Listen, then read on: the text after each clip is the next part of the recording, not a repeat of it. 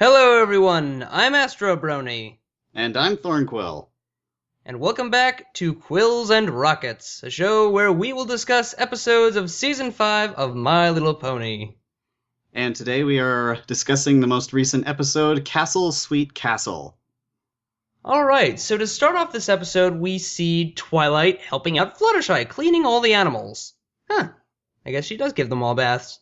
Evidently so, and we get to see an immediate return to the slice of life style episode with Twilight not acting like a princess whatsoever. Oh yeah, definitely not in that disgruntled state. You'd never see Celestia like that. Unless No. we actually get a slice of life episode with Celestia, I would enjoy seing that kind That of thing. would be interesting. But I can Celestia see it. eating cake all day. Oh, come on. We can do better than that. No, I know, but it was funny. Okay, so moving on. So we quickly see that something's not quite right. Twilight does not seem to want to leave. She wants to stay out of her house. She doesn't like the castle, and this is a pretty interesting thing. To the extent where she's willing to kick a bunny rabbit into a puddle of mud to do it. Then again, Angel kind of deserves it at sometimes. I'm just waiting for Angel to sneak into her house and try to kill her at that point. Angel's a little demon. He's a demon, and everyone knows it. Oh yeah.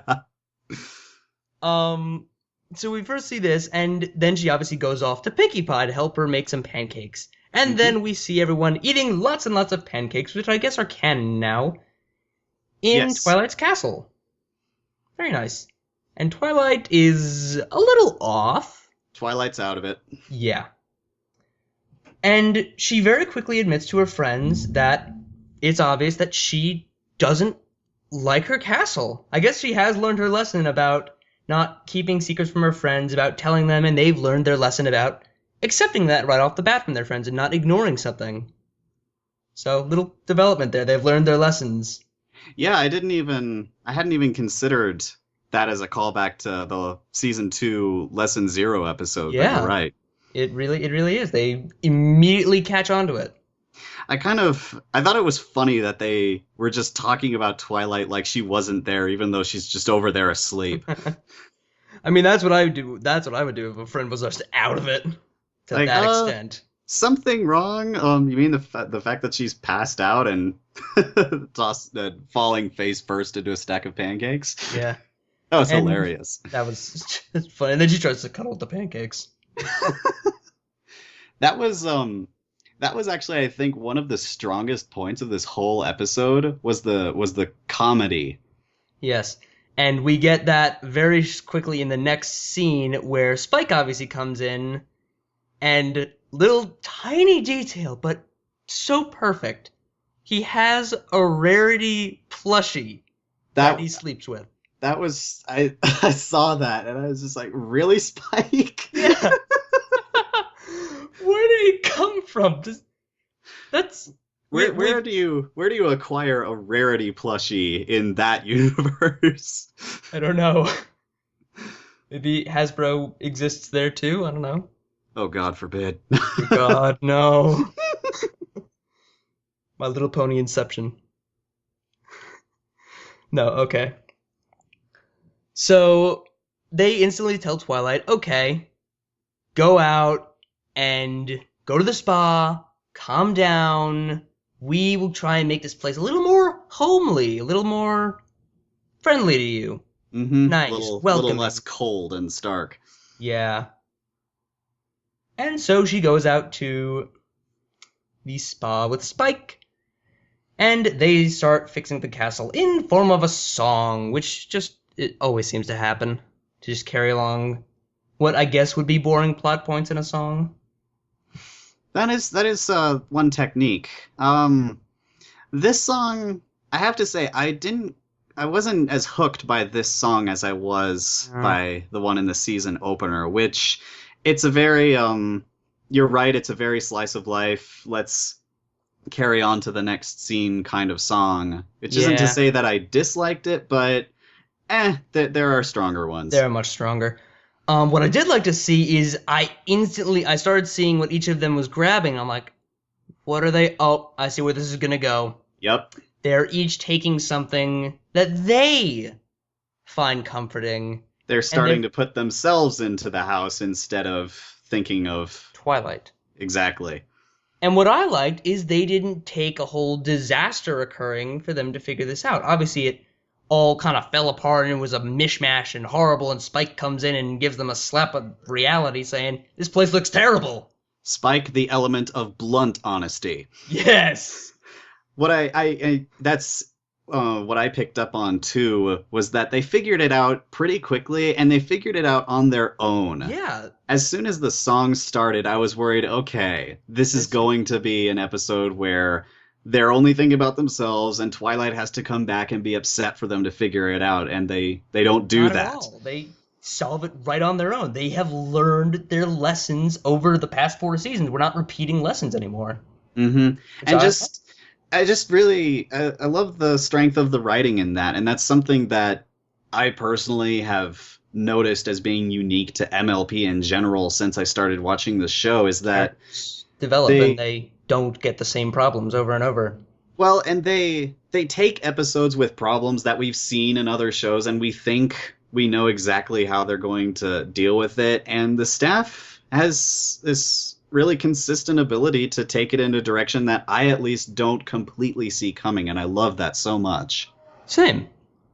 And then from there, they obviously solve their problem, and then they're stuck with the problem of what do we do to make this better for Twilight? We need more time. So they send Spike back out to stall Twilight. The classic stall someone from getting home and shenanigans ensue. Yeah, hold on. Give me a second. Yeah. Yes, so Spike goes to the spa, back to the spa to stall Twilight, and suggests they both get a massage. Which leads to, I think, my favorite moment in the episode. Both biceps. Yeah! That's brilliant. That came out of nowhere, and I died laughing. And Alo's reaction is like, I hate it when he does that, just smashing through the walls. Oh, why do we hire this guy? Yeah! Oh man, there's like this screenshot up already of Bulk Biceps kidnapping Spike, and it's so creepy when taken out of context. I'm gonna see so many fan fictions are incoming, I know it. There's the wave of fanfic. Anything creates a fanfiction. Hell, the Rarity plushie is probably gonna create a Smarty Pants 2.0 thing. That actually sounds kind of interesting. That kind of does. Oh, man. Okay, moving on from that. So our friends are trying to figure out what exactly to do to make this better for Twilight, and obviously they end up throwing everything out, so it's back to normal. I really want to know where they found a massive painting of themselves. Yeah, and I was expecting that to be brought back. They didn't. I was a little upset with that. I'm like, but that should be a thing that should be in the center, behold our friendship. Do you notice, I might be wrong about this, but did you notice how Spike appeared in the painting? He wasn't there originally. Really? I didn't see him in the painting when they first showed it, and then later he shows up. I'm probably wrong, and I'm going to sound like an idiot on YouTube now, but... No, that's fine. No, I didn't notice that. That's interesting. Just errors, I guess. Yeah. It showed up, I thought it showed up, or at least I noticed it right after he walked in, so it was almost like he added himself in. Yeah. But it was weird. Anyway. And then they go to what I believe is probably the more feelsy side of the episode, where Twilight and Spike take their walk, and they walk back past Golden Oaks Library, or what remains of it. I knew that moment was coming, and there was no getting ready for it. I'm sorry. When they destroyed the Golden Oaks Library... That seriously hit me. I'm sorry. Everyone. I hate. And what hit me was seeing Spike, the tear from Spike's eye. You see that it's not just Twilight that's upset about this, but Spike is upset about this too. It's their home. They've lived here for a year now. Yeah. And it's gone. It's that theme that every time I see it somewhere where they destroy someone's longtime home like that, it hits me so hard. But man, and they just have that really quiet moment there, and it's really beautiful. Just a kind of a beautiful little moment of silence, saying goodbye to Golden Oaks Library. And just saying, I didn't even think about it, Spike. This was your home too, and Yeah, I think that got overlooked by everybody, that this was Spike's home too. It's not just, oh my god, Twilight's pissed off and her home is destroyed. No, it's Spike's home. well, and it's nice to see Twilight and Spike actually have a moment again. Yeah. Spike has been a much stronger presence already in just 3 episodes. Oh, It's nice to see him he doesn't coming even have back. to he doesn't even have to be there a lot to get this presence. I think he's being all the characters are being much more well written this season so far. They really are. We kind of said it in the last episode, but they have a presence without completely overtaking the episode. Yeah. And so then her friend Twilight's friends figure out that, hey, maybe we should get something that's Twilight, and they go back about all the different times and moments they've had in Golden Oaks Library, all the beautiful memories they've had. And that was where I really got hit by the emotions of the episode, because again, I didn't know where they were going to take it. I honestly thought, especially when they started talking about Twilight and they kept using the word books, I thought, okay, We gonna give her a library? we're going to wind down the episode. We're going to say what everyone knows about Book Horse. Twilight loves books, and we're going to fill the castle with books. And I would have been okay with that, but the direction they took it is a completely higher level. They went to Golden Oaks Library and they started digging around, and I was confused. I had no clue what they were doing. It wasn't until the reveal that I was like, oh my god. That is beautiful. They made a chandelier of all their best memories from Golden Oaks Library out of the roots of Golden Oaks Library. That is so beautiful. When they announced this episode and I got the idea of what it was going to be about, I was hoping to see something salvaged of the Golden Oaks Library. I didn't think they were going to salvage half of the building, but Yeah, I would have thought maybe they grabbed the friendship journal, or something, something that I guess survived the so. destruction. I guess the lower half of the building is really the only thing that survived. Apparently so. And Aloysius. Have we seen him? Is he back? I have not seen him, no.